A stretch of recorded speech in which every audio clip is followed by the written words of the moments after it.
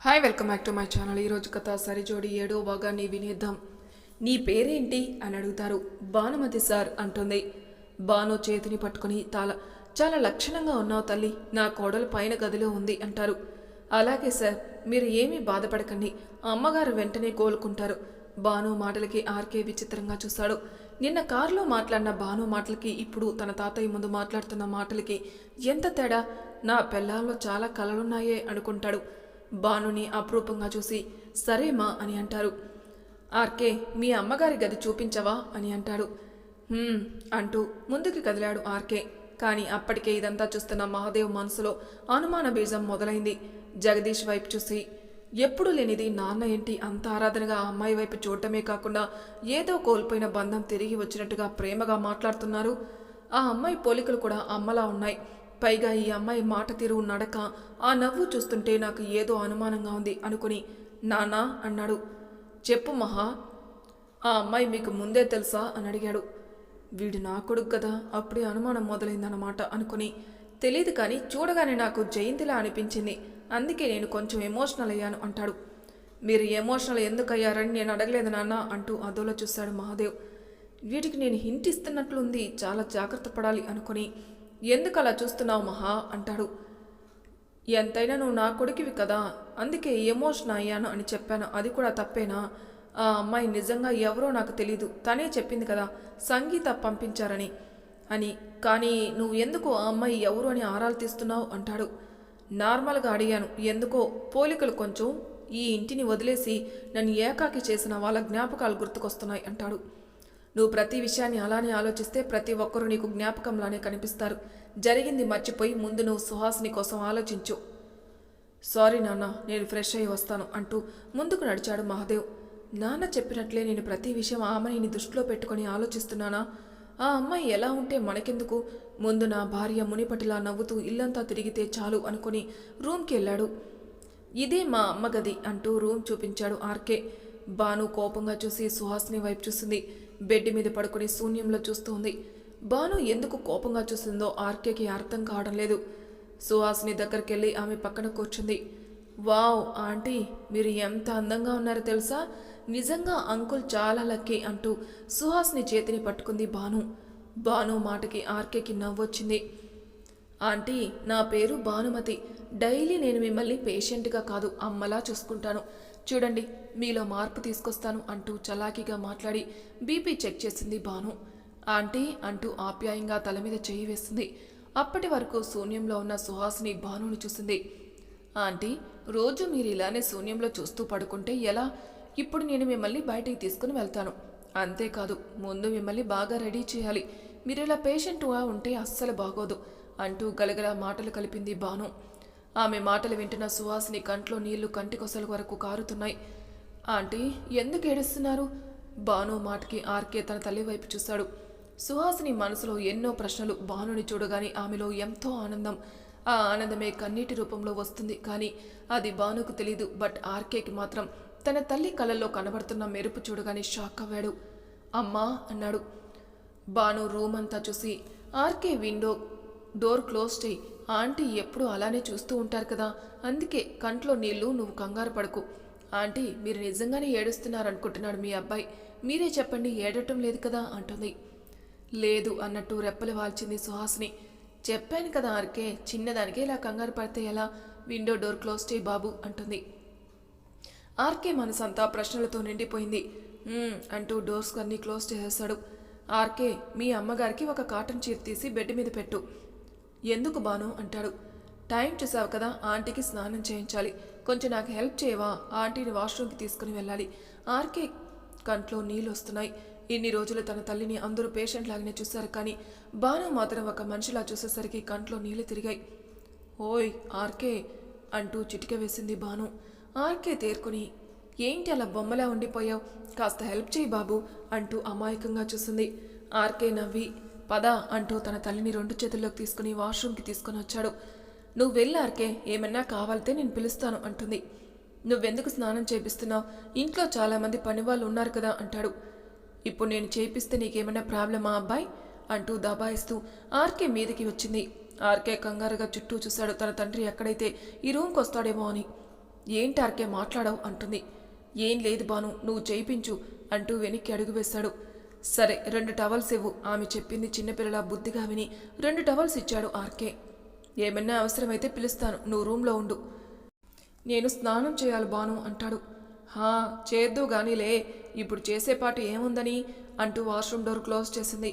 ఆమె మాటకి ఆర్కే నవ్వుకుని నా గురించి తెలిస్తే నువ్వేమైపోతావో కుట్టి అనుకుని బెడ్ మీద కూర్చున్నాడు. పావు గంట అయింది, భాను బయటికి రాలేదు. అలా అరగంట తర్వాత భాను బయటకొచ్చింది. వీల్ చైర్లో తన తల్లిని బయటికి తీసుకుని వచ్చింది. బెడ్ మీద కూర్చున్న ఆర్కే తెలియకుండానే పైకి లేచి తన తల్లి వైపు చూశాడు. నారింజ రంగు కాటన్ చీరలో ఎంతో అందంగా ఉంది. శుభ్రంగా తలస్నానం చేయించి మరీ చీర కట్టింది భాను. ఆర్కే కిందికి వెళ్ళి పనమ్మాయిని సాంబ్రాణి పట్టుకొని రమ్మను అంటుంది. బాను అంటూ బయటకు వచ్చాడు ఆర్కే.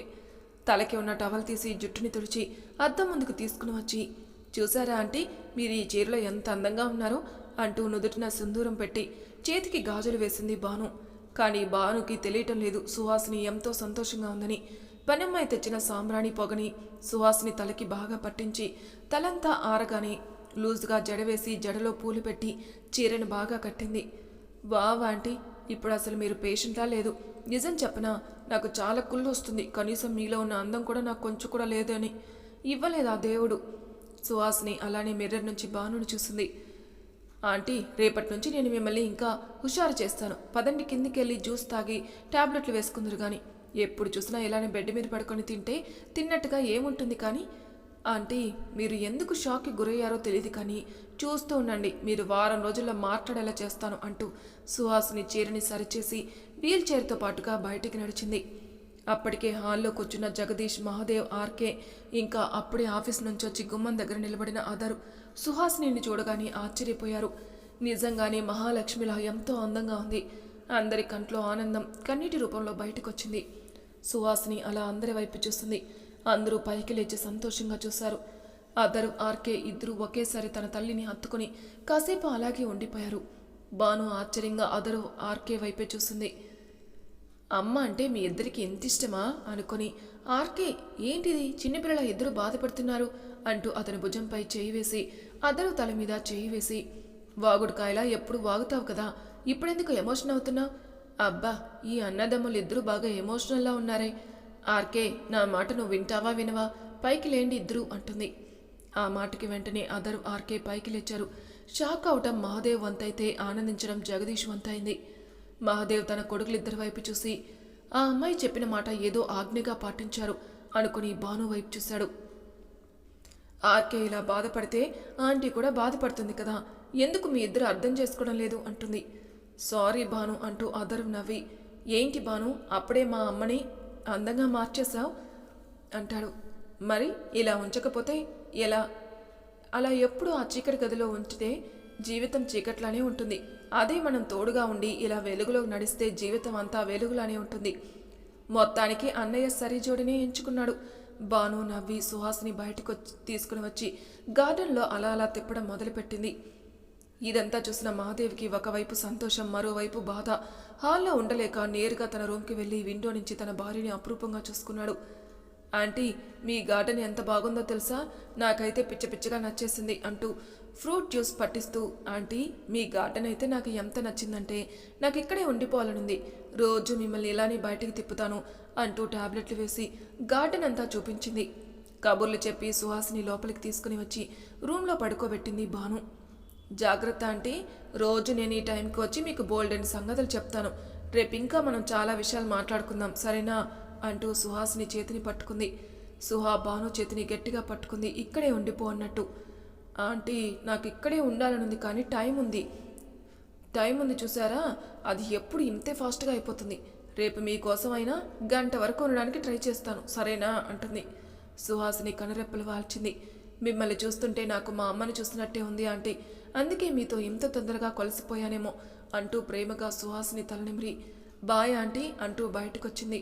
ఇల్లంతా చూసి ఎంత బాగుంది ఇల్లు అంటూ పక్కకు చూస్తుంది.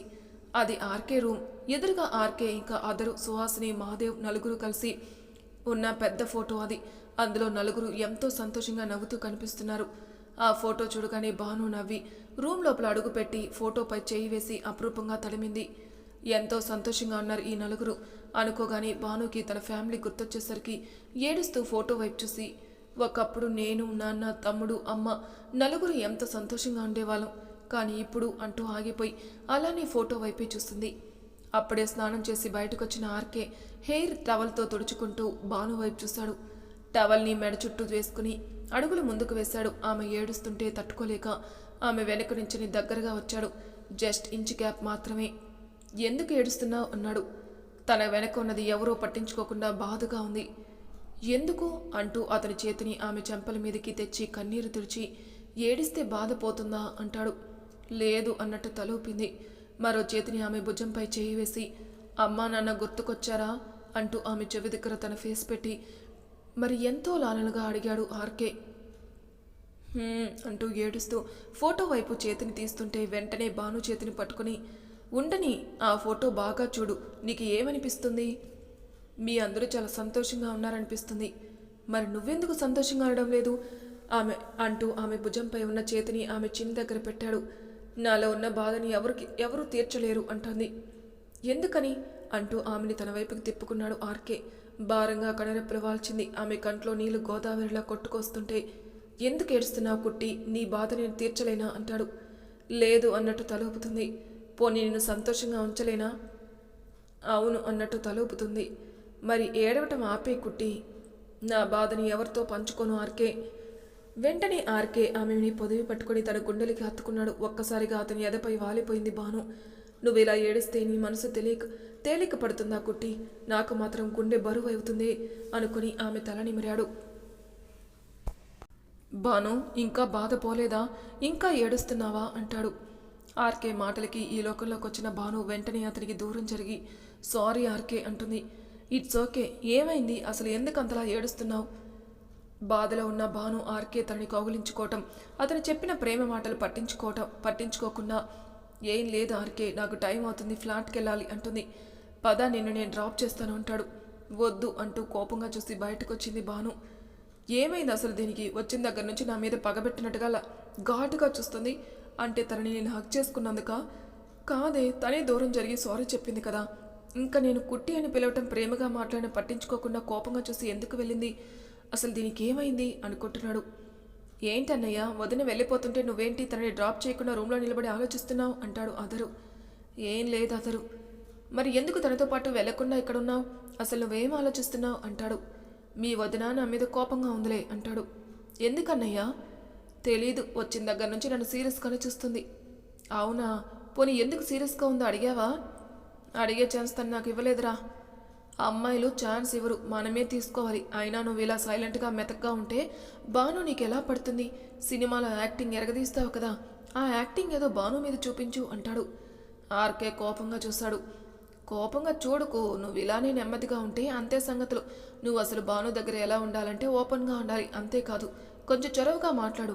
మాటి మాటికి ఫోన్ చేయడం, తన ఫ్లాట్కి వెళ్ళటం, బయటికి తీసుకుని వెళ్ళటం, ఇలాంటివి చెయ్యి అంటాడు. నాకు సోది చెప్పకు అంటాడు ఆర్కే.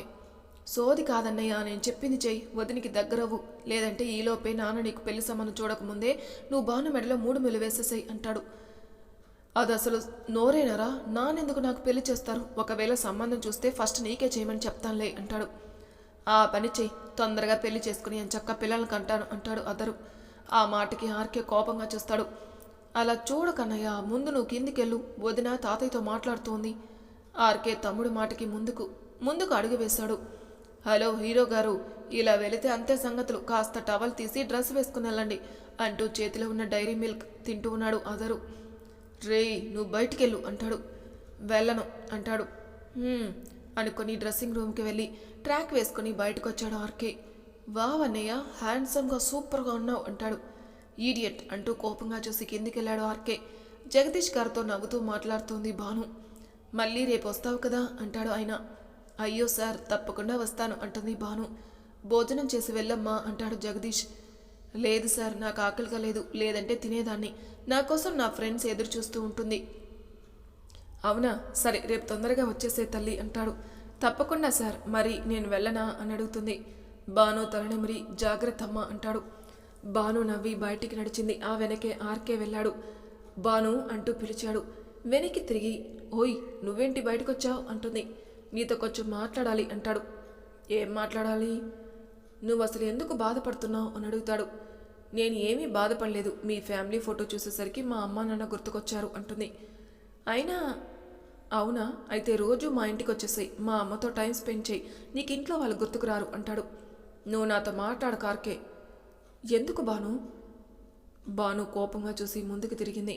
వెంటనే ఆర్కే బాను చేతిని పట్టుకుని అలా కోపంగా చూసి వెళ్ళిపోతుంటే అర్థమేంటి, నేను ఏం చేశాను అని అడుగుతాడు. ఏం చేసావో నీకు తెలీదా? నువ్వు చెప్పు, నేనేం చేశాను అంటాడు ఆర్కే. వెంటనే వెనక్కి తిరిగి ఆర్కే టీ షర్ట్ కాలర్ పట్టుకుని కారు కానించి అసలు నీ గురించి నువ్వేమనుకుంటున్నావు అని అడుగుతుంది. ఆమె అలా దగ్గరికి వచ్చేసరికి ఆర్కే మాటలు రావు. నేనేం చేశాను అంటాడు. మీ అమ్మగారికి హెల్త్ బాలేదని మార్నింగ్ ఫోన్లో ఎందుకు నాకు చెప్పలేదు? అందుకే నా ఈ కోపం అంటాడు. మరి కోపం రాదా? మార్నింగ్ చాలాసేపు మాట్లాడావు కదా, అప్పుడు నాకు చెప్పాలని తెలీదా అని అడుగుతుంది. అంటే అది ఏంటి నాంచుతున్నావు? అరే నాకు నువ్వు అందరికంటే ఎక్కువ ఆర్కే, నువ్వు నాకు లైఫ్ ఇచ్చావు, మరి అలాంటిది నీ విషయంలో చిన్న ప్రాబ్లం వచ్చినా నేనెందుకు హెల్ప్ చేయను? అయినా నీకు నైట్ చెప్పాను కదా ఆర్కే, నా పరంగా నీకు హెల్ప్ కావాలని అడగమని, అంటే నువ్వు నాకు చెప్పడానికి సిగ్గుపడ్డావా అని అడుగుతుంది. లేదు అన్నట్టు తలూపాడు. మాట్లాడు, లేదంటే ఉతికారేస్తాను. సంగీత మేడం నాకు చెప్పారు. ముందు నేను ఎవరో అనుకున్నాను, కానీ మీ అమ్మగారని తెలియగానే నేను ఎంతో బాధపడ్డాను తెలుసా అంటూ బాధగా చూసింది. బాను అన్నాడు. నీకు తెలుసా ఆర్కే, నాకు ఎవరైనా హెల్ప్ చేసినా నేను వాళ్ళని అసలు మర్చిపోను, అంతేకాదు వాళ్ళకి నేను తిరిగి హెల్ప్ చేసే వరకు నిద్రపోను. కానీ నువ్వు నాకు ఫోన్లో చెప్పలేదు కదా, అందుకే కోపం వచ్చింది. అందుకేనా వచ్చిన దగ్గర నుంచి నన్ను కోపంగా చూస్తున్నావు అంటాడు. మరి కోపం రాదేంటి? ఈ భానుమతి అందరిలా కాదు ఆర్కే, పట్టుకుందంటే అస్సలు వదలదు అంటూ ఆర్కే కాలర్ మరింతగా పట్టుకొని అయినా నువ్వు నాకెందుకు చెప్పలేదు అంటుంది. అంటే బాను నాకు ఆ టైంకి ఏం చేయాలో తెలియక ఆపు, చంపేస్తాను ఎక్కువ మాట్లాడావంటే. నువ్వు నా బెస్ట్ ఫ్రెండ్వి, నువ్వు కూడా నన్ను అలానే చూడు, అర్థమైందా? నీ ఎంకమ్మ బెస్ట్ ఫ్రెండ్ ఏంటే బాబు, నువ్వు నా పెళ్ళానివి, నన్ను బాగా లాక్ చేసిందే కాకుండా పైగా ఫ్రెండ్ అంటున్నావా? అసలు ఈ ఆర్కే గురించి నువ్వు చాలా తక్కువ అంచనా వేస్తున్నావు అనుకుంటున్నాడు మనసులో. ఏంటి, నేను నీ ఫ్రెండే కదా, మాట్లాడకుండా అలా చూస్తావేంటి, ఏం ఆలోచిస్తున్నావు అంటుంది. అంటాడు.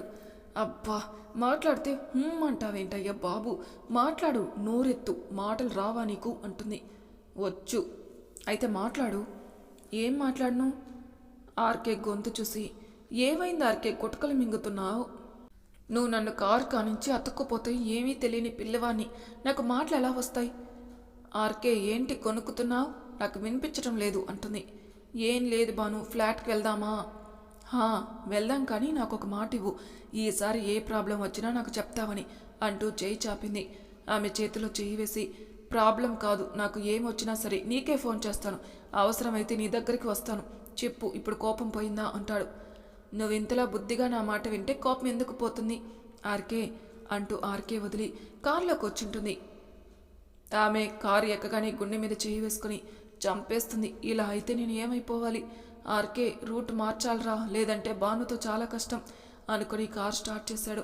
అప్పటికే ఇదంతా చాక్లెట్ తింటూ విండో నుంచి చూసిన అదరు తన మనసులో తానే నవ్వుకున్నాడు. చెప్పిన మాట వినడు, కామ్గా ఉంటున్నాడు. తిక్క బాగా కుదిరింది, ఈసారి నుంచైనా తప్పకుండా రూట్ మారుస్తాడు అనుకుంటున్నాడు. ఏంట్రా నీలో నువ్వే నవ్వుకుంటున్నావు అంటూ లోపలికొచ్చారు జగదీష్ గారు.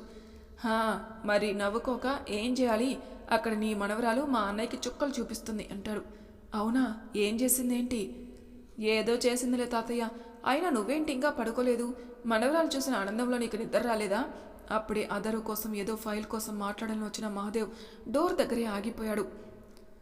నిద్ర ఏమొస్తుందిరా, చాలా రోజుల తర్వాత నా మనవరాలు చూశాను కదా, ఆ ఆనందం మాటలో చెప్పలేనిది అంటాడు.